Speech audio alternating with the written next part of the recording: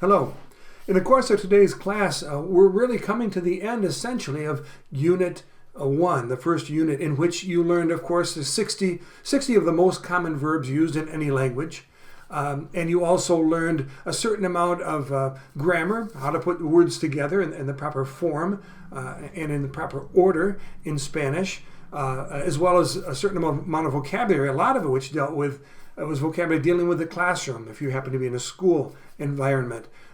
However, really, the overarching focus of Unit 1 is really enabling you to have just the basics necessary to begin to create or to establish a relationship with a Spanish-speaking person. That's really been the goal, and that's really going to be the focus of today's class. We're not going to interview another person like I usually do. Rather, we're going to have a conversation between us in which we use the new, in particular, the new grammar, the new personal pronouns and corresponding conjugations that you've learned in the last few lessons. Okay, so that's the focus of today's class.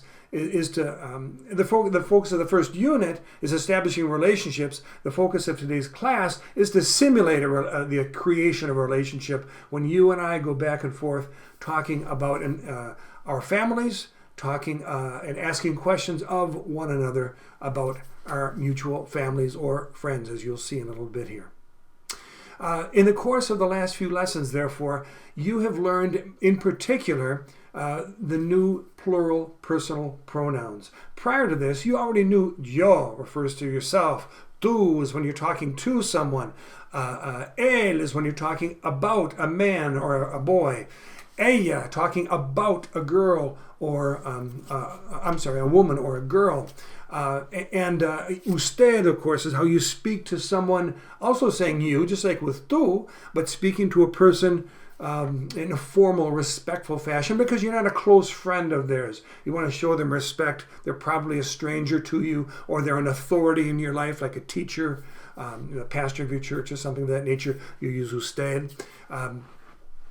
Those are the personal pronouns that you already have been exposed to and been working with. And as you know, each of those pronouns, when put together with a verb, causes that verb to change its form a little bit.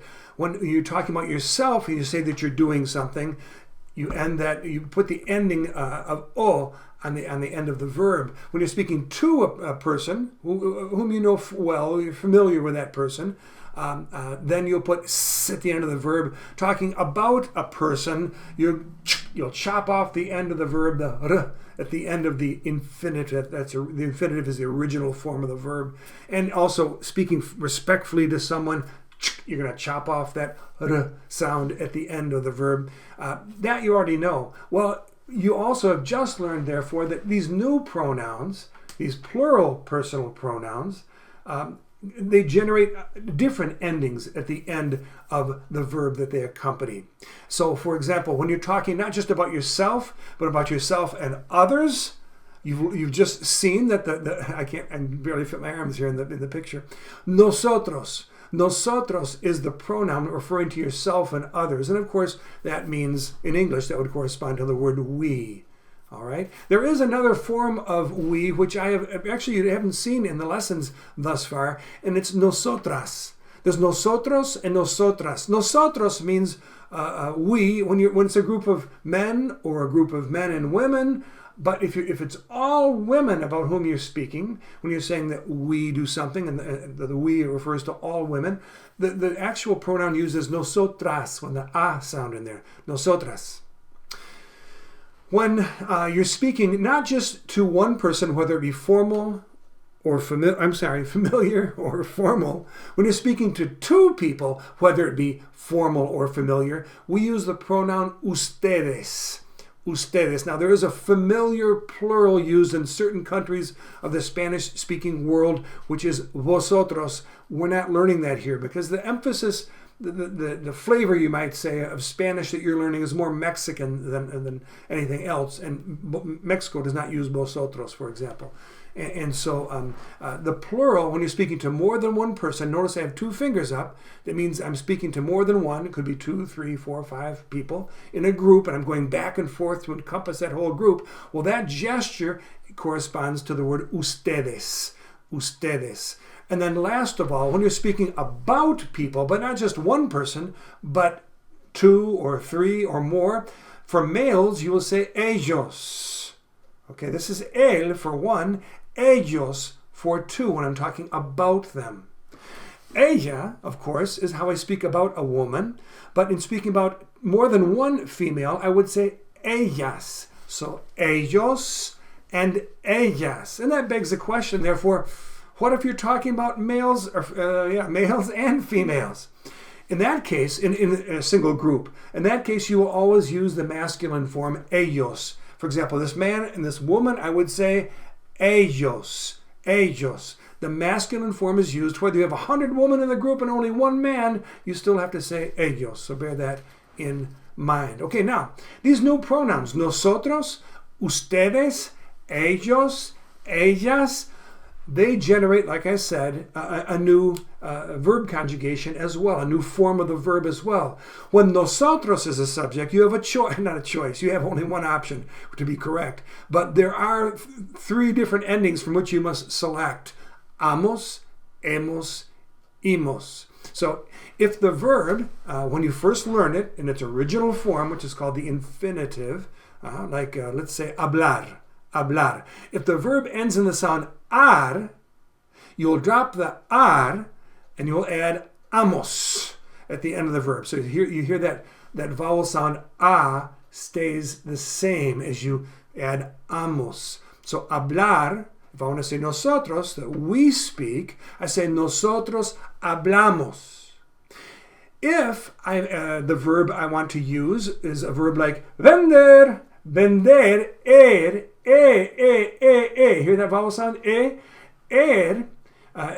the sound found at the end of the verb. In that case, I have a choice between amos, hemos, and imos. Which of those three am I going to choose? Is it nosotros vendamos, nosotros vendemos, nosotros vendimos?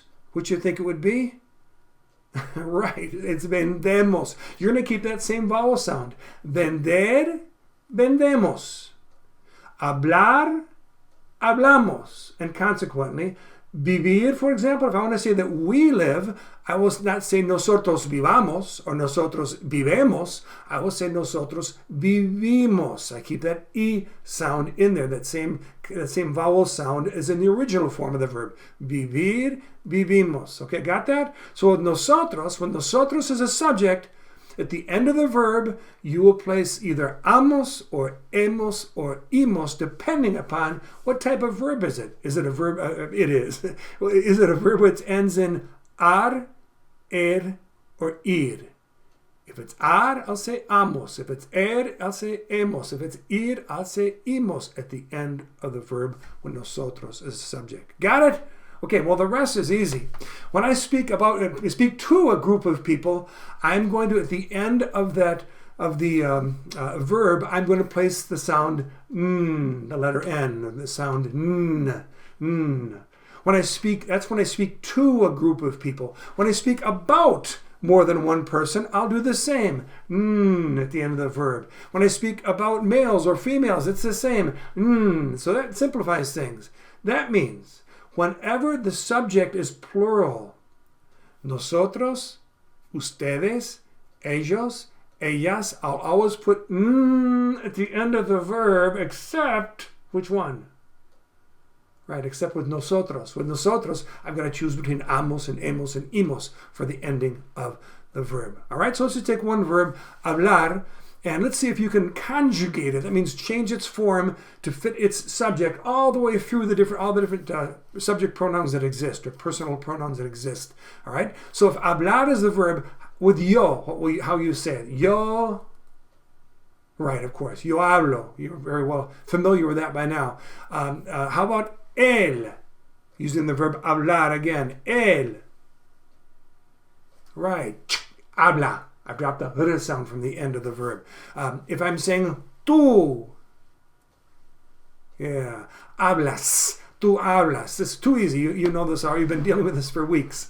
All right. Usted, of course, habla, and él or ella is habla. But now the plural. Let's see if you can incorporate a plural personal pronouns. Nosotros. How do you say that we speak? Nosotros.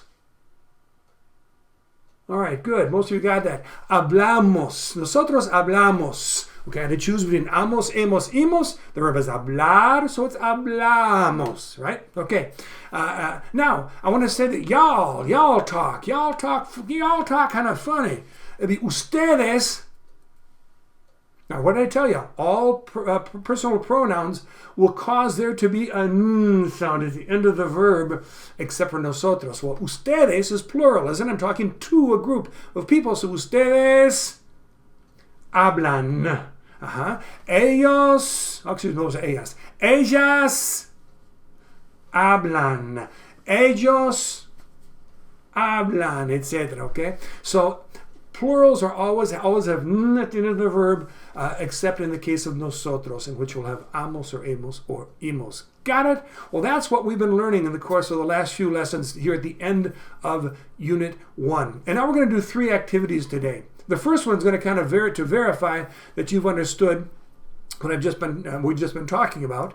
We're going to take the test rather than at the end of the class. We're going to take it at the beginning to make sure that you are understanding the essential grammar to carry on a reasonably accurate conversation with me. And then secondly, we will have a conversation in which I will ask you questions about your family. I will say ustedes, referring to your entire family.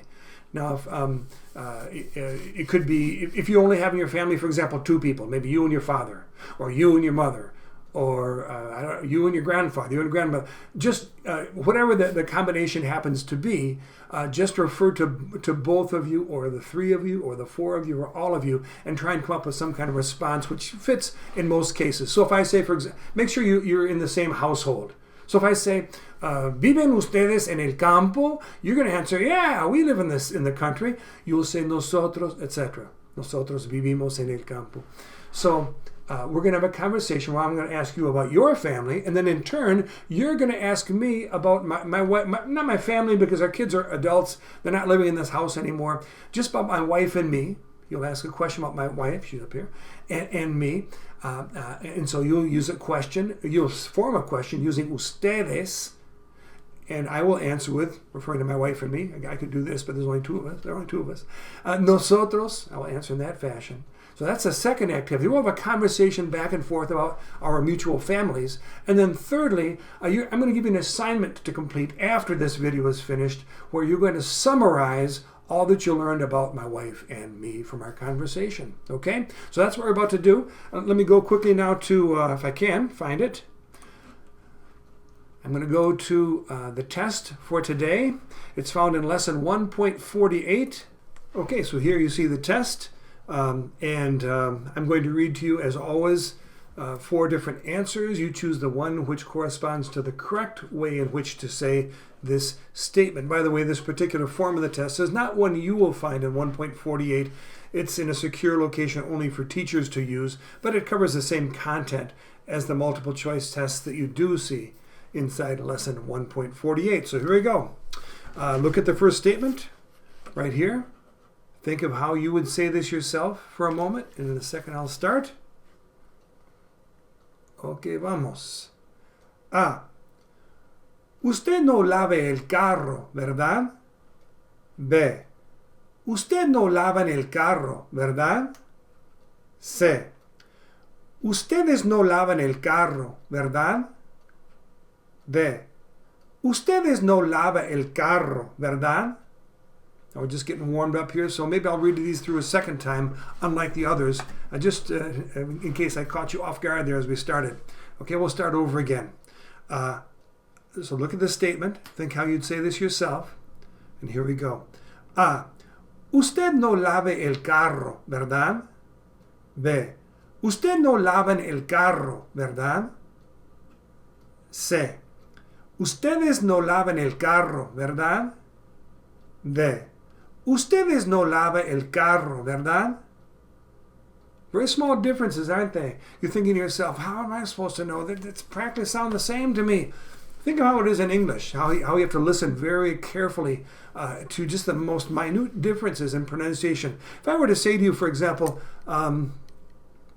if you invite me to go somewhere, like to a game, I could say, yeah, I want to go. Except for when we speak in English, we don't speak slowly in that fashion. If we're speaking maybe casually, we'll say, yeah, I want to go. I want to go, right? I want to go. You don't even hear the t of to. It's I wanna instead of I want to. I want to go.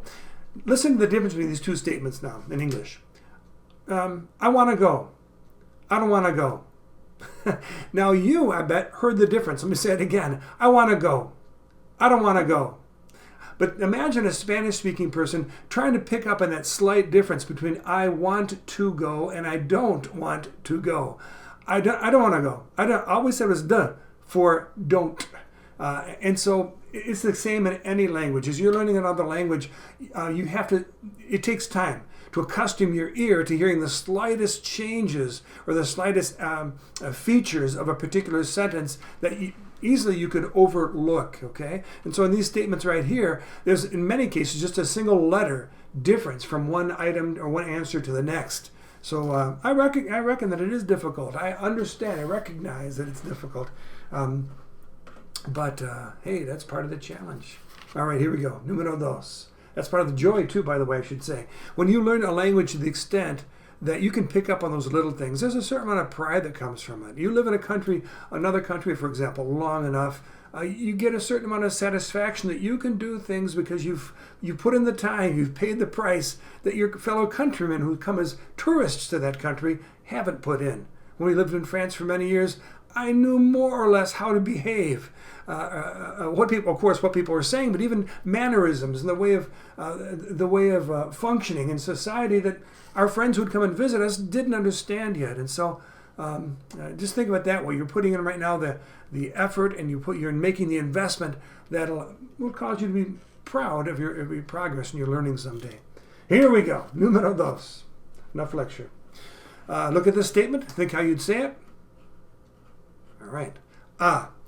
Les gusta el libro. B. Les gustamos el libro. C. Nos gusta el libro. D. Nos gustamos el libro. Número 3. Miren pues la frase.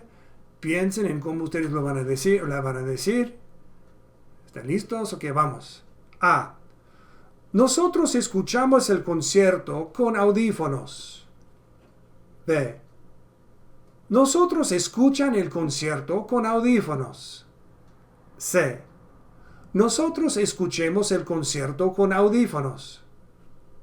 D. Nosotros escuchen el concierto con audífonos. Okay. As you can probably tell, the only difference in the whole sentence was the ending of the verb.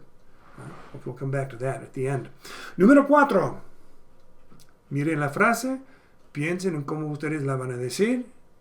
¿Están listos? Ok, vamos. A. Tú no miran muchas películas. B. Tú no miras muchas películas. C. Tú no miras muchas películas. D. Tú no miras muchas películas. Número 5. Miren la frase, piensen. Okay, you're going to throw in here the preposition which means on, sobre. That reminds me of a story. I may have already told this to you, forgive me if I have, but the word sobre. I student taught in Alabama. I'm from Michigan, as you know. I student taught in Alabama when I was 20 years old. And just like learning how to get along in another country, I had to learn how to function when the accent used in speaking English is different. Just like my poor students had to understand me when I would speak to them with my northern accent. And so one day I was writing the prepositions. I taught in a very different fashion. I had no idea how to teach languages at that point. I was just fresh, not even out of college. And so I was writing the prepositions on the blackboard in class. And I got to the word for on, O-N, and I wrote sobre in Spanish, sobre. And I would tell the students, sobre, it means on. And they were writing these prepositions and their meanings down on their piece of paper. And I got to that one, sobre, on. And they stopped writing. And they just looked at me. I said, sobre, it means on. Please write it down. And finally, they didn't move. And finally, a girl in the back of the class raised her hand, this old cheerleader. She said, Mr. Nesbitt, what'd you say? And I said, sobre. It means on. O-N. She said, oh, you mean on. They had no idea what I was talking about in saying on. And I probably wouldn't have understood it if I had not known the context what on was. But on is on in the South. So, and at least in that part of the Deep South, Talladega, Alabama. So in any case, even within your own country, picking up other languages can be a challenge. Well, anyway, the preposition you want right here is sobre, all right, which means on. All right, here we go. Letra A. Ellos ponen el papel sobre la mesa. B. Ellas pones el papel sobre la mesa. C. Ella pone el papel sobre la mesa. D. Ellas ponemos el papel sobre la mesa. Número 6. Okay, miren la frase. Piensen cómo la van a decir. ¿Están listos? Ok, vamos pues. A. ¿Vive ustedes? Let me say it again. ¿Vive ustedes en una casa? B. ¿Viven ustedes en una casa? C. ¿Vive usted en una casa? D. ¿Viven usted en una casa? Número 7. Miren, piensen. Ok, vamos, 7. Ella dice adiós. B. Ellas dice adiós. C. Ellas dicen adiós. D. Ellas dicen adiós. Número 8. Miren la frase. A. Él no come el desayuno. B. Ellos no comen el desayuno. C. Ellos comen no desayuno. D. Ellos no comen el desayuno. Número 9. Miren esta frase. Piensen cómo ustedes la van a decir. Y vamos. A. Tú tomas algunos marcadores. B. Tú tomas algunos marcadores. C. Tú tomas... Oh, perdón, no. Otra vez. C. Tú tomas unos marcadores. D. Tú tomas unos marcadores. Since I made a mistake, let's go back and say them again. A. Tú tomas algunos marcadores. B. Tú tomas algunos marcadores. C. Tú tomas unos marcadores. D. Tú tomas unos marcadores. Número 10. Miren la frase. Ok. A. Ellas abren la puerta. B. Ella abre la puerta. C. Ella abre la puerta. D. Ella abre la puerta. Ok. Vamos a ver lo que ustedes han comprendido, lo que ustedes han notado, y si tuvieron razón o no. Let's find out if we're right or not. The first statement right here, we see it's the second type of question. So rather than changing the order of the sentence by reversing the subject and the verb, we're going to say subject, verb, then the rest of the sentence. And we're going to take the subject and the verb, and we're not going to move them. We're going to add at the end of the sentence, verdad. All right, instead of using, we're going to just say the statement and add the end question, verdad, which is like, isn't that right or isn't that true? Okay, so the statement is going to be, ustedes, speaking to a group of people, ustedes in the negative, no. Now, lavar. When you use a plural a pronoun like ustedes, you're going to add, right, at the end of the verb. So ustedes no lavan el carro, ¿verdad? And that answer was letter C.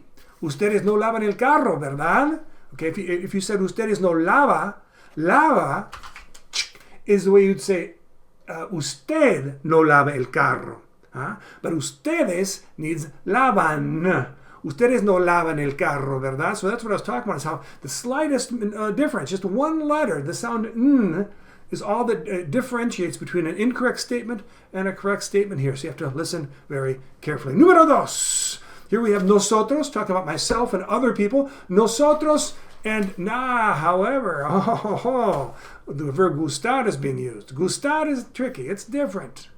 With gustar, we don't use yo or tú or él or ella, etc.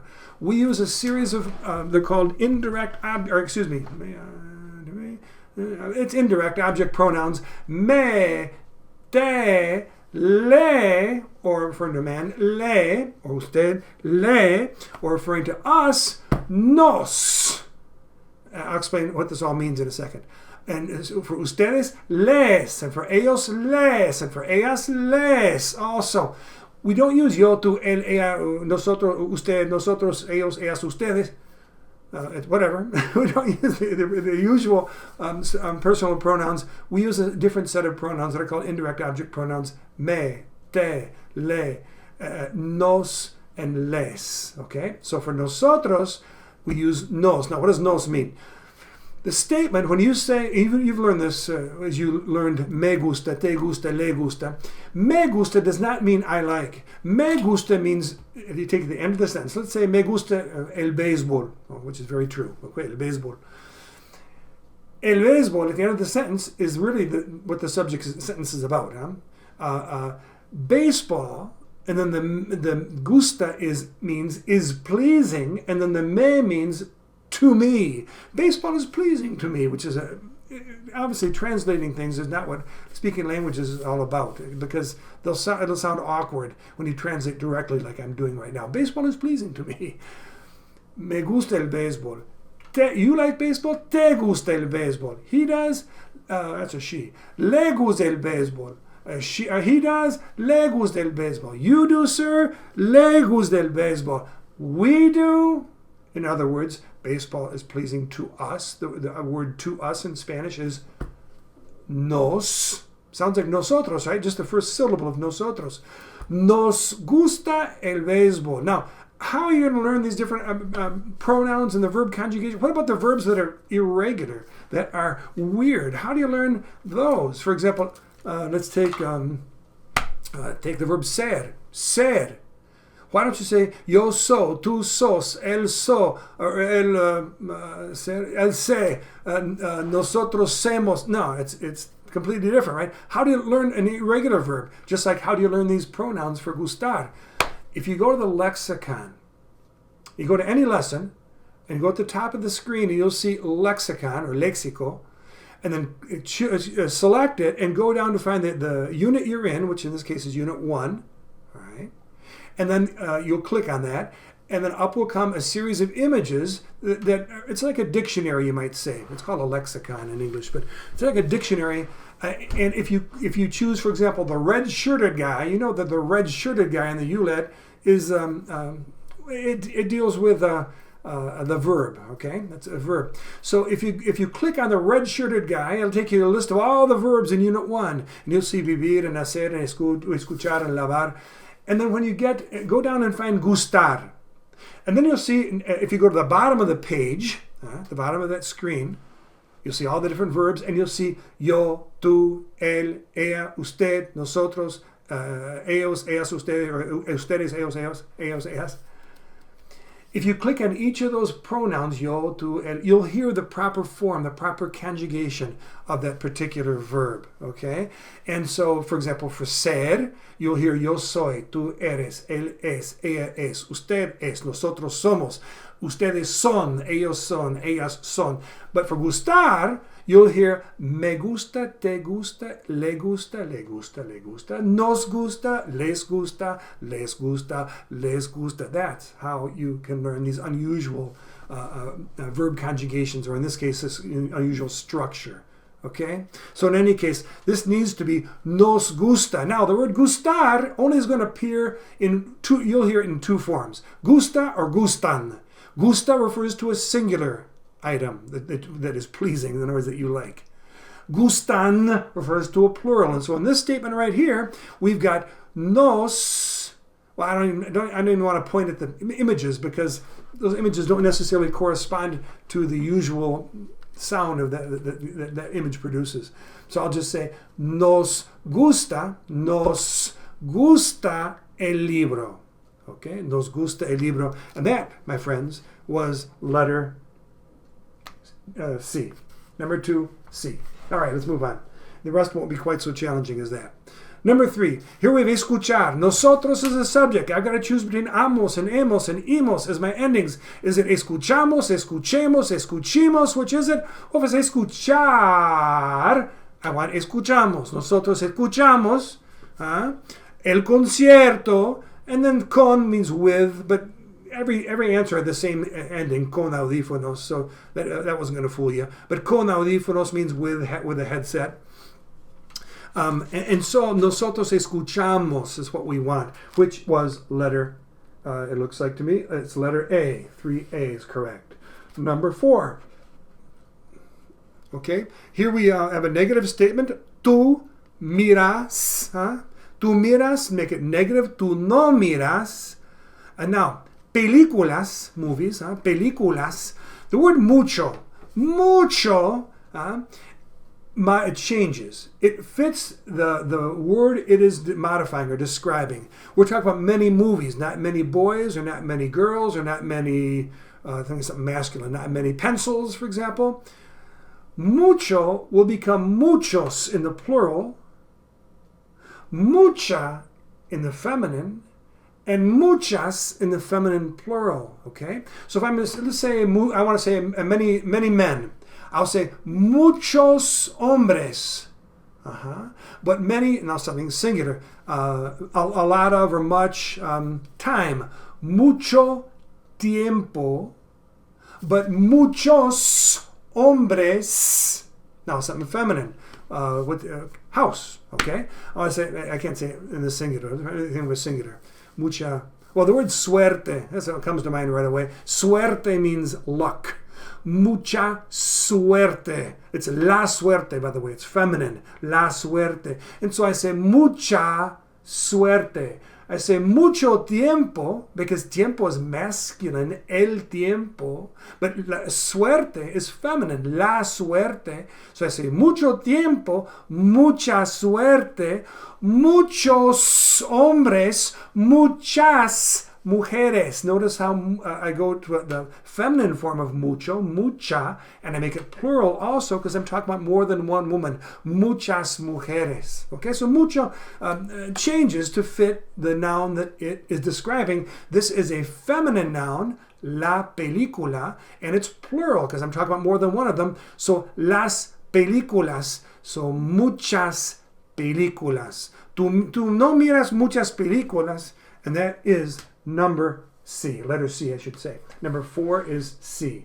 So up to this point, we've got number 1 is C, number 2 is C, number 3 is A, number 4 is C, and here's number 5. We've got ellas. We're talking about a group of, they're over here. We're talking about a group of females, okay, whether it be 2 girls or a woman and 5 girls, whatever, okay? And then the verb is poner. Well, we know that when you're talking about in the plural, you have a plural subject, like ellos or ellas or ustedes. We're going to put the sound at the end of the verb. So we need ponen here. Ellas ponen el papel, and this is the word for aún, sobre la mesa. Ellas ponen el papel sobre la mesa, and the one which corresponded to ellas ponen was letter A. So 5, the answer to 5 is A. Number 6. Number 6, we've got here, it's a question. And it's the first type of question, so we're going to reverse the order of the subject and verb in forming the question. Here we have ustedes, talking to a group of people.